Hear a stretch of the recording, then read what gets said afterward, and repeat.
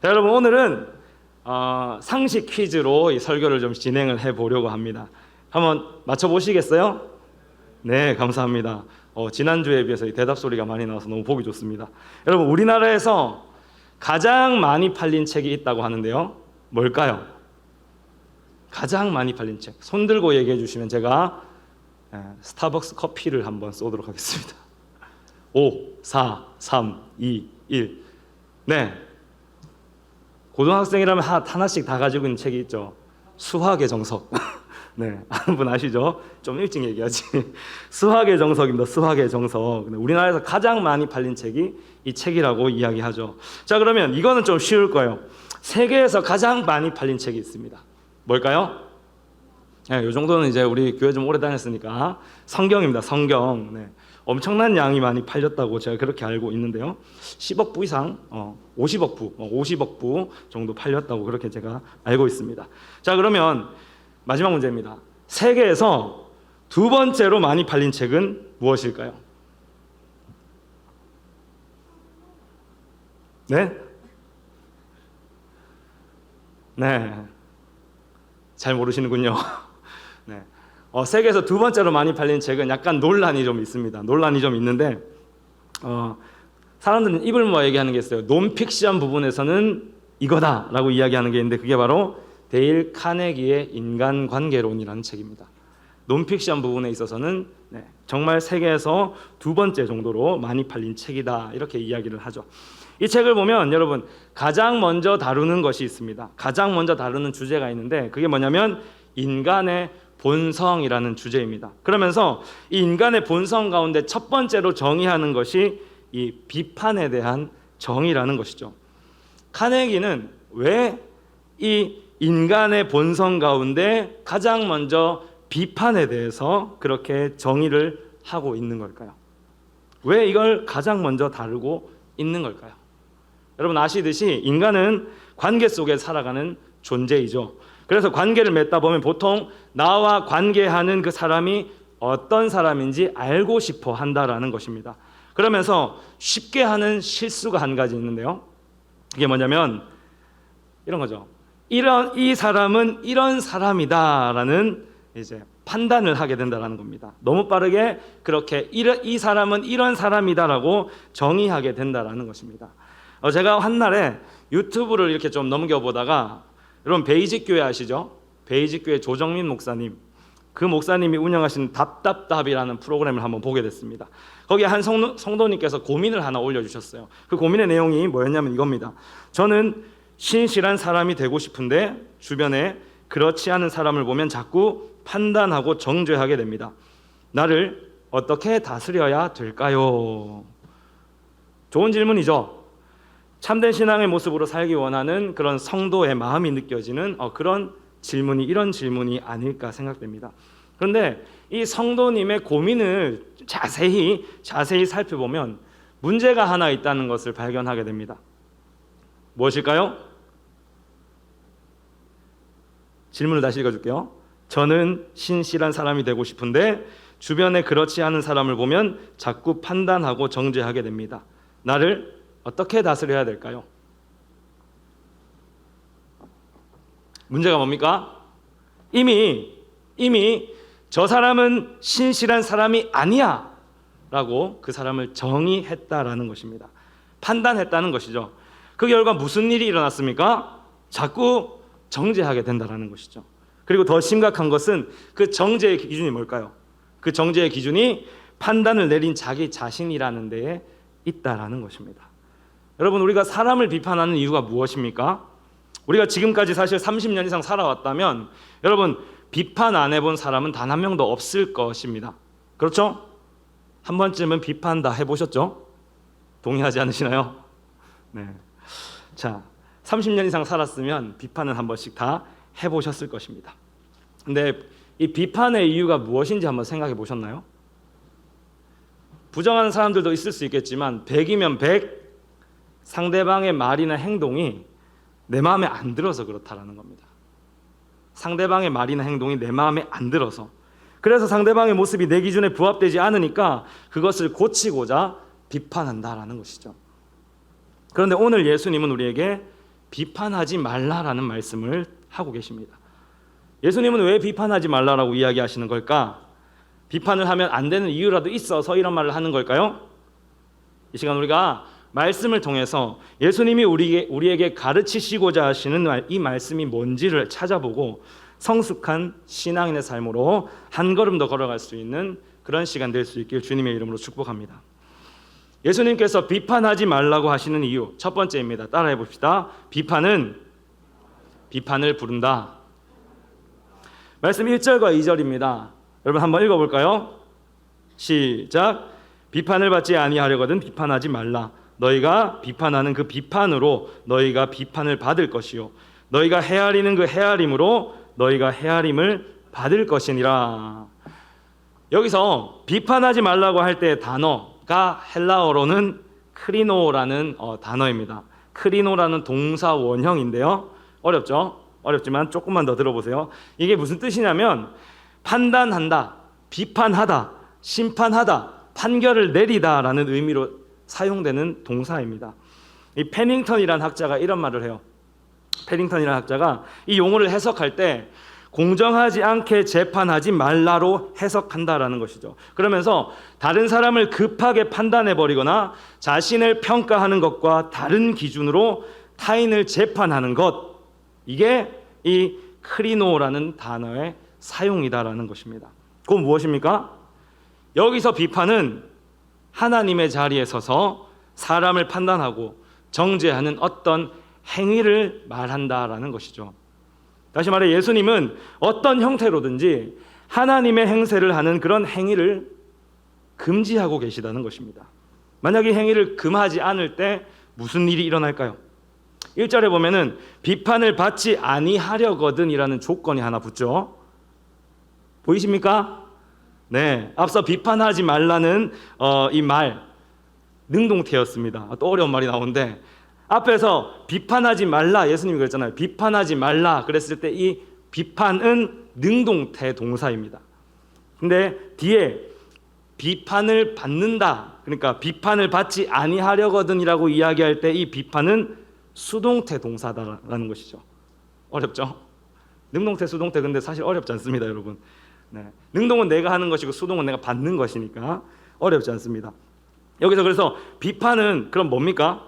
내가 비판하는 것으로 말미암아 비판을 받는다라는 것은 뭐죠? 네. 두 가지로 또 해석될 수가 있습니다. 두 가지. 첫 번째 현재적, 두 번째 종말론적. 두 가지로 해석될 수 있는데 만약에 이게 현재적이라면 이런 거죠. 내가 비판한 그 사람들, 심판한 사람들로부터 동일한 비난을 받는다, 비판을 받는다라는 뜻이 되고요. 만약에 종말론적이라면 이게 뭘까요?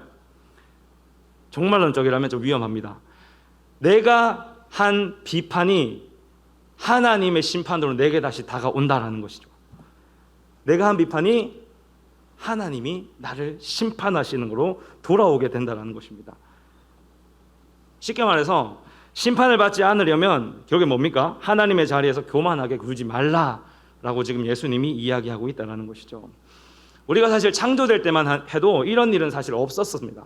그런데 하나님께 범죄하고 난 이후에 하나님과 멀어지고 나니까 이제 사람들은 뭐예요? 하나님의 자리를 꿰차려고 그렇게 판단하기 시작했다라는 것입니다. 그 결과 어떤 일이 일어났을까? 어떤 일이 일어났을까? 여러분 가인과 아벨 아시죠? 가인과 아벨.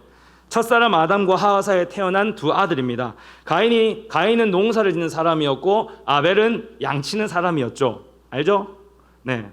그 가인과 아벨이 이제 하나님께 함께 제사를 드리는데 누구의 제물은 받고 누구의 제물은 안 받았습니까? 가인의 제물은 안 받고 누구요? 아벨의 제물은 받죠. 그러니까 가인이 어떻게 했을까? 가인이 이 동생 아벨을 쳐서 살인하게 된다는 것이죠. 그 말은 뭐예요? 가인은 지금 스스로 심판자가 된 것입니다.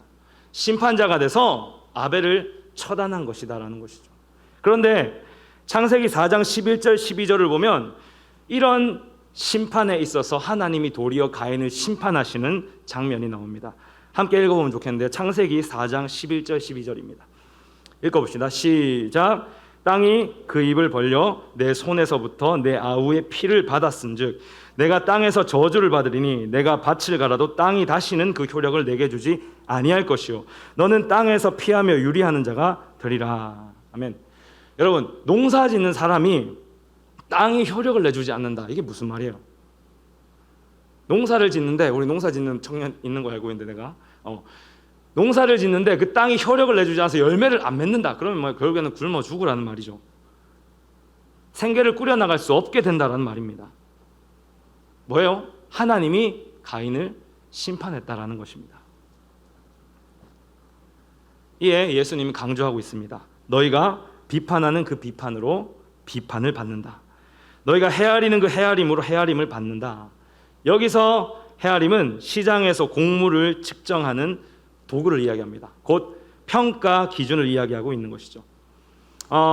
우리가 형제나 자매를 두고 혹은 사람들을 두고 자비 없이 혹은 긍휼과 사랑 없이 냉혹하게 비판한다면 곧 우리는 어떻게 될까요? 하나님으로부터 동일한 처우를 받게 된다는 것이죠. 반면에 하나님께서 성도에게 말했듯이 이웃을 사랑으로 긍휼로 대하면 또 어떻게 될까요? 그 내가 베푼 사랑과 긍휼로 말미암아 동일한 대우를 받게 된다. 동일한 대접을 받게 된다. 그것을 지금 예수님이 말씀하고 있다는 것입니다. 여러분, 인터넷 용어인 악플이라는 말 잘 아시죠? 악플. 상대방에 대한 비방이나 험담을 하는 댓글을 가지고 악플이라고 이야기합니다. 이 악플이 사실은 사회적으로 굉장히 큰 이슈였습니다. 아직도 뜨거운 감자이기도 하죠. 왜냐하면 이 악플로 인해서 많은 사람들이 고통을 당했었고 또 지금도 여전히 고통을 받고 있고, 심지어 어떻습니까? 심지어 이 악플 때문에 이 생을 달리하는 그런 안타까운 일도 있었다라는 것입니다. 그럼에도 이 사람들은 왜 자꾸 악플을 다는 걸까요? 저는 이 현상을 보면서 모두가 다 심판자가 되었다라는 생각이 듭니다. 각자 자기 소견에 옳은 대로 그렇게 행했던 사사시대와 같이 모두가 스스로 생각하고 판단해서 소견에 옳은 대로 행하고 있다는 생각이 든다라는 겁니다. 전문가들은 이 현상을 두고 이렇게 얘기합니다. 사회에 대한 부정적인 감정, 분노, 박탈감 등을 보상받고 이를 과시하려는 심리가 이 악플러들의 심리에 깔려 있다라고. 분노, 비난 등의 이런 부정적 감정을 쏟아내면서 자신의 스트레스를 해소하고 있다라는 말입니다. 곧 죄된 인간이 키보드라는 칼을 들고 자신의 판단하에 누군가에게 비수를 꽂고 있다라는 것이죠. 근데 중요한 게 있죠. 이들은 결국 다시 누군가에게 판단을 받고 있습니다. 그래서 혹자들은 이 악플러를 두고 이렇게 얘기하죠. 살인자다라고까지 이야기를 한다는 겁니다. 그렇게 봤을 때 그들은 결국 자신들의 행위로 말미암아 살인자가 되어버린 것이죠. 내가 한 판단으로 악플을 달았는데 그 악플을 보고 열받은 어떤 사람의 내가 살인자다라는 그런 판단을 또한 받게 되었다라는 것입니다. 그러면 여러분 기억합시다. 우리는 판단하는 사람이 아니라 주님께 그 판단을 맡겨드리는 사람입니다. 이 사실을 기억하셔서 그 판단의 옳고 그름이 무엇인지 바르게 분별할 수 있는 그런 믿음의 성도 되시길 축복합니다. 우리 다음으로 한 번 더 생각해 보면 좋겠는데요.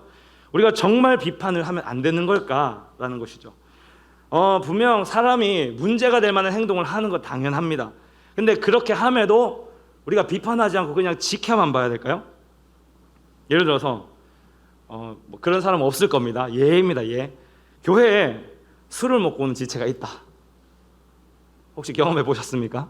술을 먹고 들어오는. 근데 그 옆에 그 내 옆에 앉은 그 술 먹고 들어온 사람이 내 친구다. 여러분 어떻게 하시겠습니까? 네. 하나님께서 다 알아서 하시겠지. 그냥 그렇게 가만히 계실 건가요? 예전에 제가 교회 다닐 때 교회 지금 다니고 있습니다. 교회 원래 다녔고요. 신앙이 자라지 못했을 때, 깊어지지 않았을 때 일입니다. 친구들이 술을 한잔 하자고 술을 사가지고 교회에 온 거예요. 그때 제가 뭘 하고 있었을까요? 그때 금요 처리하고 있었습니다.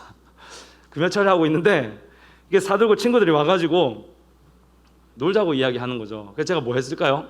얘들을 장의자에 다 앉혀놓고 야 기도해 말씀 들어 그랬습니다. 근데 얘들이 너무 떠드는 거예요. 예배에 방해가 됐던 거죠. 막 금요철에 하면은 막 통성기도 하잖아요. 통성기도 하는데 옆에서 야, 뭐 하는 거야, 뭐 하는 거야 이러고 있어요. 제가 화가 엄청 많이 났었죠 그때. 네. 근데 이런 상황에도 우리가 비판하면 안 되는 걸까? 너무 단적인 예를 들었지만 이런 상황, 여러 가지 상황이겠죠. 그런 상황에도 우리가 비판하면 안 되는 건가? 네. 우리는 이럴 때 당연히 비판할 수 있어야 됩니다. 단 그 전에 우리 예수님은 해야 할 일이 있다라고 가르치고 있습니다. 두 번째 해야 할 일, 따라해 봅시다. 우리의 판단을 비판하라. 여러분, 우리 함께 본문 3절 4절 말씀을 읽어보면 좋겠습니다. 3절 4절입니다. 시작. 3절부터 5절입니다. 시작. 어찌하여 형제의 눈 속에 있는 티는 보고 내 눈 속에 있는 들보는 깨닫지 못하느냐? 보라, 내 눈 속에 들보가 있는데 어찌하여 형제에게 말하기를 나로 내 눈 속에 있는 티를 빼게 하라 하겠느냐? 외식하는 자여, 먼저 내 눈 속에서 들보를 빼어라. 그 후에야 밝히 보고 형제의 눈 속에 티를 빼리라. 아멘. 우리는 먼저 우리의 판단을 비판해봐야 한다라는 것입니다. 내가 하고 있는 판단이 옳은 것인가, 그른 것인가 검증을 할 수 있어야 된다라는 것입니다. 예수님은 형제의 눈 속에 있는 티를 보고 내 눈 속에 있는 들보를 깨닫지 못하냐라고 그렇게 말씀하시고 있죠. 여기에서 들보는 건축물의 어떤 큰 기둥 같은 어떤 석가래 같은 그런 기둥이 되는, 받침이 되는 그런 나무를 이야기합니다. 엄청 굵은 그런 둘레의 나무를 말하는 것이죠. 기둥 같은 그런 나무. 여기 기둥이 세워져 있죠. 저런 둘레의 기둥을 이야기하는 것입니다. 반면에 티는 뭡니까?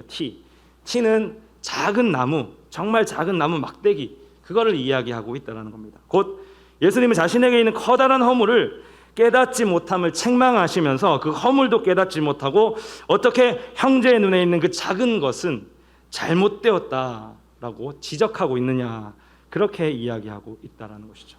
이게 분명히 잘못이다라는 겁니다. 만약에 자신에게 있어 더 큰 허물을 발견하지 못한 채 형제의 작은 허물만 바라보고 비판한다면 이는 어떻게 될까요? 공동체의 입장에서 생각을 해보면 굉장히 큰 충격을 줄 수 있는 행동이다라는 것이죠. 또 이런 태도를 취하는 사람들은 분명 앞에 하나님이 하시는 그 심판의 대상이 되고 말 것입니다. 그리고 이런 행위를 하는 자를 두고 예수님은 말하죠. 외식하는 자요. 그러면서 위선이다. 너는 위선자다라고 그렇게 칭하고 있다는 겁니다. 따라서 위선자는 자신의 허물을 먼저 볼 수 있어야 합니다.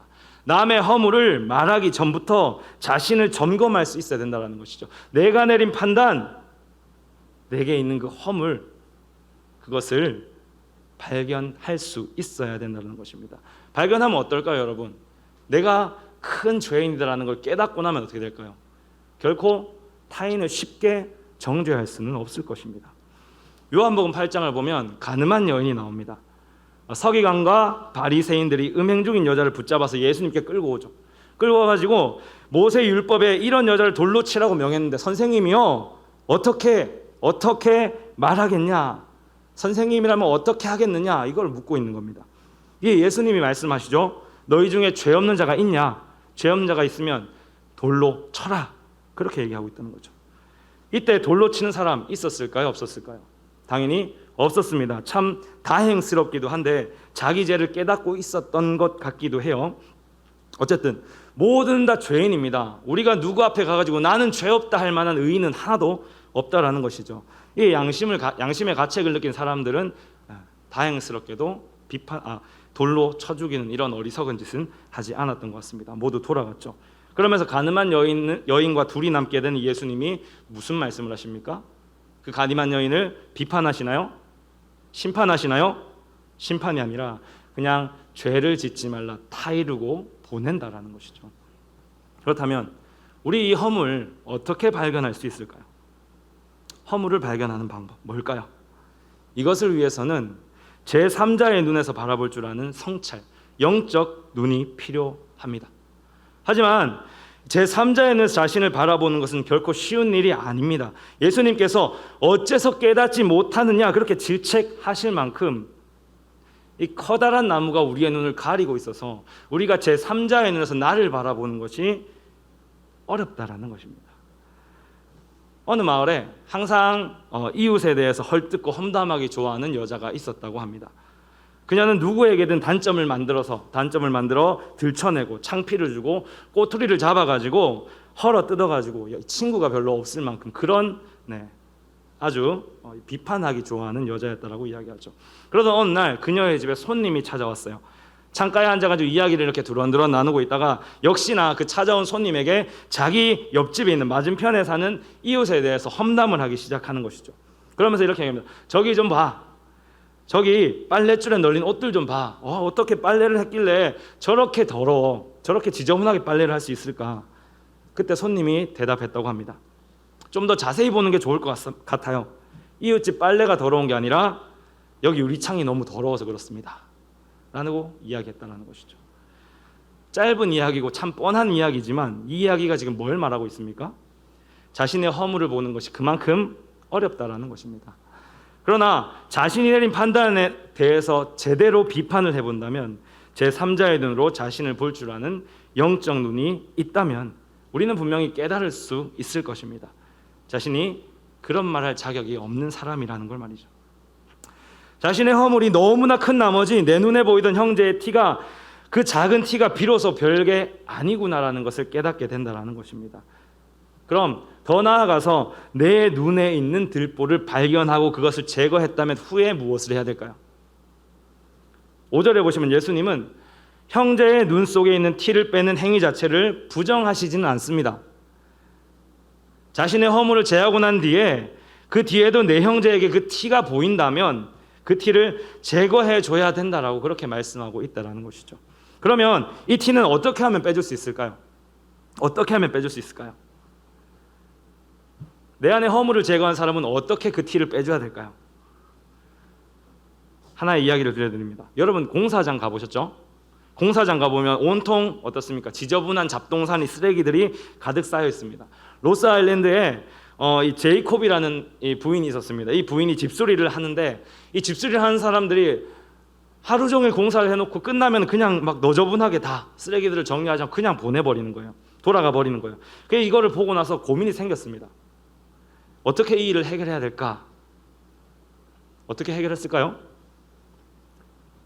일반 사람이라면 치우세요라고 분명히 얘기했을 겁니다. 당장 치우세요라고 이야기했을 거예요. 근데 이 지혜로운 여인은 이렇게 얘기합니다. 논쟁 대신에 아이들과 함께 다음날 이렇게 나무 쓰레기들을 이렇게 주워가지고 한 곳에 가지런히 정리해뒀다고 합니다. 그리고는 이렇게 얘기해. 다음날 공사 담당자에게 어제 저녁에 이렇게 깨끗하게 정리해주고 가셔서 너무 감사합니다. 그리고 그 덕분에 이웃한테 폐가 되지 않았습니다. 그런 말을 했다라는 것이죠. 그 결과 어떻게 됐을까요? 그날 이후로 공사장의 인부들은 작업이 끝나면 무조건 깨끗하게 정리를 해놓고 그렇게 돌아갔다라고 이야기합니다. 그녀는 상대의 체면을 살려줬던 거죠. 체면을 살려주면서 스스로 잘못을 깨닫도록 도와줬다라는 것입니다. 그래서 인부들은 자신의 잘못을 깨닫고 바른 행동으로 고쳐 나간 것이죠. 또 어느 건설 현장에 안전 요원이 있었다고 합니다. 이 저스틴이라는 사람이 있었는데요. 그는 공사장 인부들한테 안전모 있죠, 안전모. 이 안전모를 제대로 착용했는지 안 했는지를 체크하는 그런 업무를 맡아서 담당했다라고 하죠. 여러분, 안전모, 공사장에서 안전모 어떻습니까? 여러분, 생명과도 직결되어 있을 만큼 중요한 것이죠. 중요한 것인데 사람들은 불편하다고 그냥 벗어 던지기 마련입니다. 그래서 이거를 발견할 때마다 저스틴이 매번 상부에 보고하겠다. 다시는 그러면 당신 상부에 보고해서 어떤 제약을 받게 할 거야. 이렇게 위협을 가했다라고 하죠. 그래서 사람들은 위협을 가하니까 무서웠겠죠. 무서워서 볼 때는 저스틴이 볼 때는 쓰고 있습니다. 쓰고 있다가 보지 않을 때는 금세 내던져 버렸다라고 이야기하죠. 그러다 고민하다 어떻게 했을까요? 하나의 방법을 바꿔봤습니다. 안전모를 잘 쓰지 않는 사람들을 발견할 때마다 찾아가서 이렇게 물었던 거죠. 혹시 안전모가 불편하세요? 라고 물었던 겁니다. 어디에 뭐 어떤 문제가 있어서 일부러 안 쓰시는 거예요? 라고 이렇게 물었다라는 거죠. 그러면서 넌지시 안전을 위해서 그래도 안전모를 착용하는 게 좋습니다. 그렇게 부드럽게 조언을 했다라고 이야기합니다. 그 결과 또 어떤 일이 일어났겠습니까? 여러분 생각하시는 대로 인부들이 안전모를 제대로 잘 착용하고 이 업무에 참여했다라는 것이죠. 앞서도 살폈듯이 때때로 누군가가 일깨워주지 않으면 정작 자신은 잘못을 인지하지 못하는 그러한 미련한 존재가 인간이다라는 것입니다. 때문에 타인의 비판이 사실은 필요해요. 필요한 것이 맞습니다. 그렇다고 또 너무 직설적으로 이렇게 격렬한 비판, 그 비판을 받는 사람 어때요? 여러분 학창 시절 비판 받았을 때 어땠습니까? 순종했어요? 대부분 순종 안 했을걸요. 오히려 반항심만 더 커졌을 겁니다. 마태복음 7장 12절은 이렇게 얘기합니다. 그러므로 무엇이든지 남에게 대접을 받고자 하는 대로 너희도 남을 대접하라. 이것이 율법이요 선지자니라. 네, 우리가 타인의 티를 빼줄 때는 이런 태도가 필요하다라는 것입니다. 화를 내면서 다툼과 반말, 그런 반발을 일으키는 그런 말들을 하는 것이 아니라 늘 선대할 수 있어야 한다라는 것이죠. 그러므로 우리는 어떻게 해야 되겠습니까? 형제를 사랑함으로 티를 빼주는 것은 당연한 것이고 그 형제를 선대함으로써 그 형제를 세워줄 수 있어야 된다는 것이죠. 스스로 자기에게 있는 그 티를 발견할 수 있도록 도와줄 수 있어야 된다는 것입니다. 우리에게도 그렇게 도와줄 수 있는 지혜가 필요하다는 것이죠. 바라기는 이런 지혜가 여러분들 가운데 가득하길 소망합니다. 그래서 그 형제의 티를 능히 빼줄 수 있는 능력이 우리 샬롬 청년들 가운데 가득하길 다시 한 번 더 소망합니다. 우리 마지막으로 판단력 비판 이후에 정성 들여, 이렇게 정성 들여 조언함에도 불구하고 이 조언을 거부하는 사람이 있다면 어떻게 해야 될까 한번 생각해 봅시다.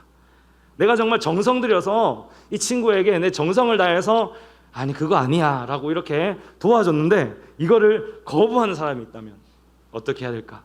심지어 이 조언으로 말미암아 나를 공격하는 사람이 있다면 여러분 어떻게 하겠습니까? 네, 따라해 봅시다. 관대함을 제한하라. 네, 마지막으로 6절 말씀을 읽어볼 건데요. 우리 함께 큰 소리로 읽어보겠습니다. 시작. 거룩한 것을 개에게 주지 말며 너희 진주를 돼지 앞에 던지지 말라. 그들이 그것을 발로 밟고 돌이켜 너희를 찢어 상하게 할까 염려하라. 아멘. 예수님은 제자들에게 특별히 거룩한 것을 받아들이지 않는 개와 돼지를 비유로 설명을 하고 있습니다. 개, 돼지. 여기서 개는 제자들이 어떤 변화를 시키고 개혁을 시키기 위해서 전하는 이 복음의 가르침을 거부하는 자들이다라고 말합니다. 돼지 역시도 성경에서 말하는 부정한 동물 중에 하나죠. 그래서 잠언에서는 부도덕한 여인을 가리켜서 돼지로 비유를 하곤 합니다. 곧 뭐예요?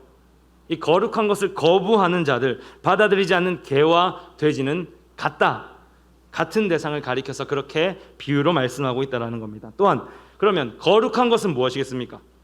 거룩한 것은 구약에 따지면은 우리가 제사를 드릴 때 거룩한 것을 하나님께 드리잖아요.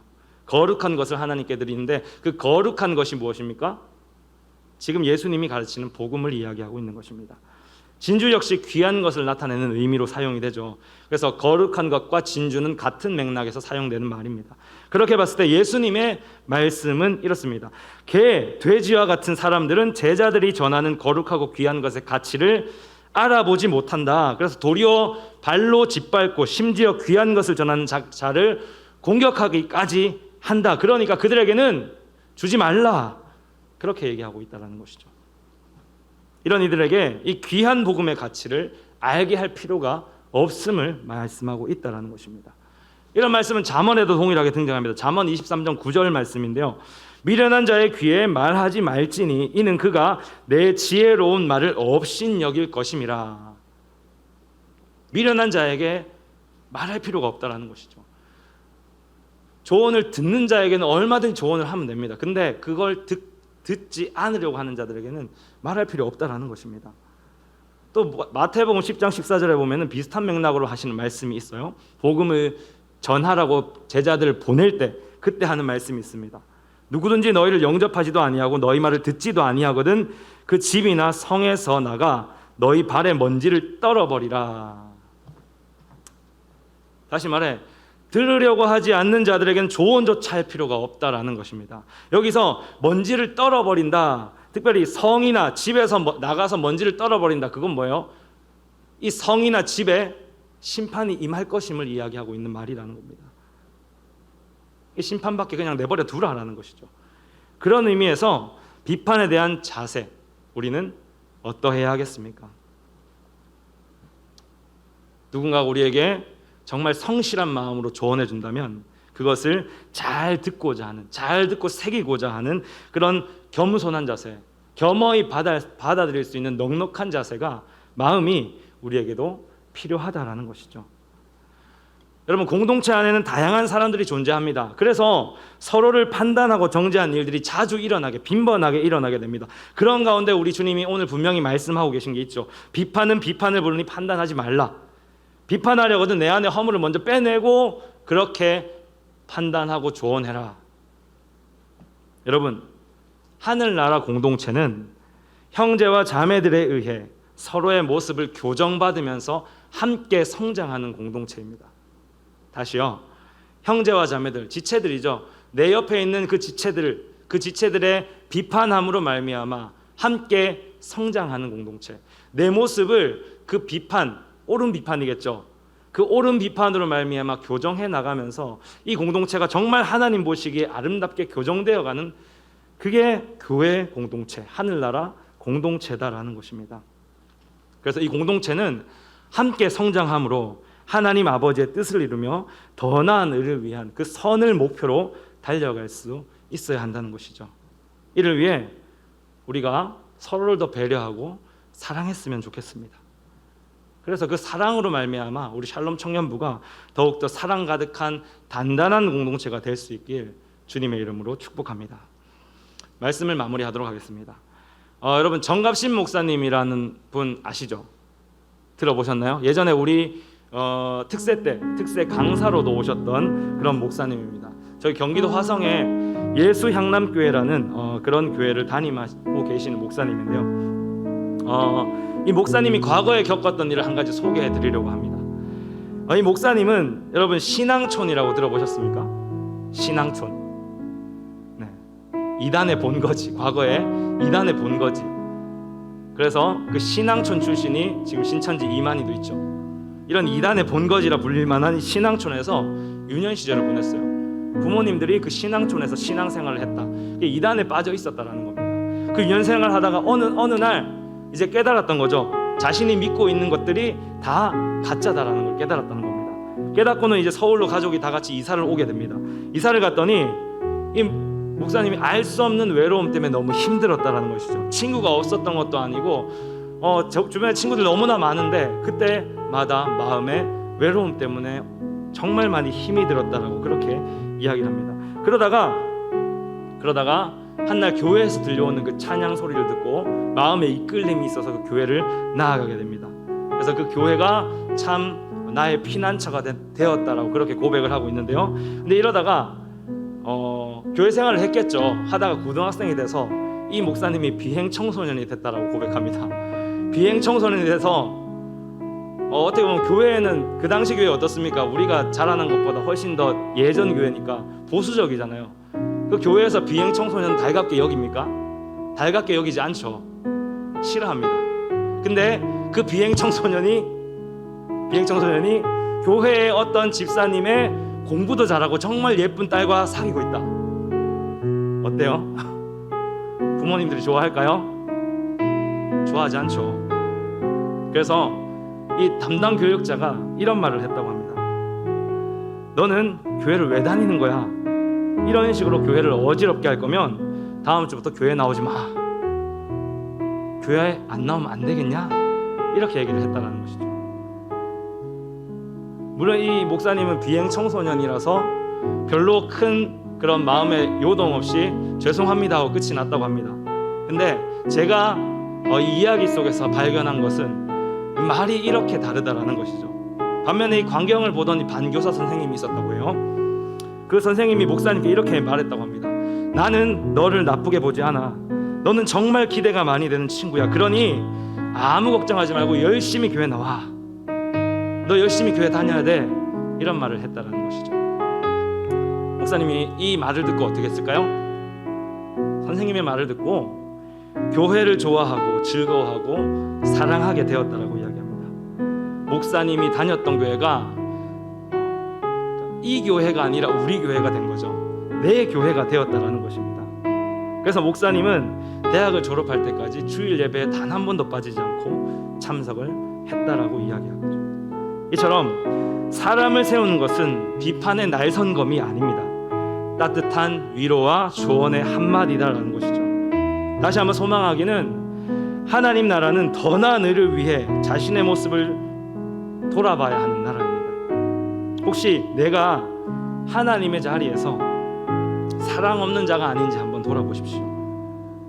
또 나의 허물을 보지 못한 채 비판의 날을 세우고 있지 않는지 여러분 한번 돌아볼 수 있기를 바랍니다. 그리고 인정하십시오. 이 땅의 공동체는 완전한 공동체가 아니라 완전함을 추구하지만 불완전한 공동체라는 걸 인정하십시오. 그렇게 인정하게 될 때 부족한 사람을 긍휼히 여길 수가 있습니다. 우리 모두 다 불완전한 사람들이잖아요. 불완전한 사람들이 모여가지고 완전함을 위해서 달려가고 있는데 당연히 처지는 사람이 있죠. 그것을 인정할 때 그 처지는 사람에게 비판의 칼날이 아니라 위로의 따뜻한 한마디로 그 사람을 참되게 참 제자로 세워가게 되는 줄 믿습니다. 이렇게 할 때 공동체가 믿음 안에 온전히 더욱더 단단해지게 되는 줄 믿습니다.